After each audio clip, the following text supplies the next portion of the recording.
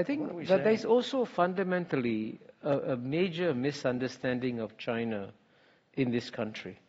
And let me tell you what the major misunderstanding is. You've seen that China was ruled by Communist Party in 1949, ruled by Communist Party in 1979, will be ruled by Communist Party 2019, and you assume that China hasn't changed. It's still being run by the same Communist Party. But the Chinese Communist Party has obviously changed fundamentally. I mean, I went to China for the first time in 1980. When I went to China for the first time in 1980, the Chinese people didn't have the freedom. They couldn't choose what to wear. They all wore Maoist suits. Yeah. They couldn't choose where to live, where to work, what to study. And certainly zero Chinese could travel overseas. Zero. Now you go back to China. The Chinese people can choose what to wear, where to live, where to work, where to study.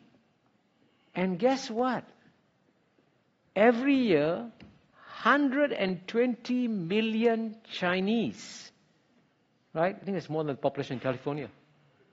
120 million Chinese leave China freely as tourists. Amazingly, 120 million Chinese return to China freely. Now, if China was a communist, gulag, Stalinist state, would you go back to China? And so there's a complete misunderstanding of China.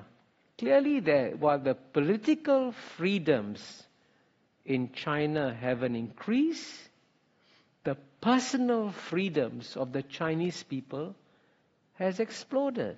Mm-hmm. And I can tell you, one of the questions that future historians will be very puzzled by is the judgments made by America on China. And I'll tell you why they'll be puzzled. The United States of America is about 240 years old. Chinese history maybe 2,400 years old. In today's world, you have a society which is 240 years old, passing judgment on a society which is 2,400 years old, and at a time when China has had its best 30 years of history, the Americans are telling Chinese, you guys are not doing very well.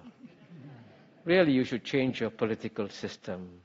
Listen to us, become a democracy, all will be well with you. And I can tell you one thing, that Chinese leaders, there's a whole shades of opinion among them. The one complete point of agreement that they all have is that they saw what happened to the Soviet Communist Party. They saw what happened to the Soviet Union. They saw what happened to Russia. It went overnight to a democracy. Guess what? The Russian economy imploded. Life expectancy came down. Infant mortality went up. The Russian people suffered. And the Chinese said, this is what happens when you have an instant democracy.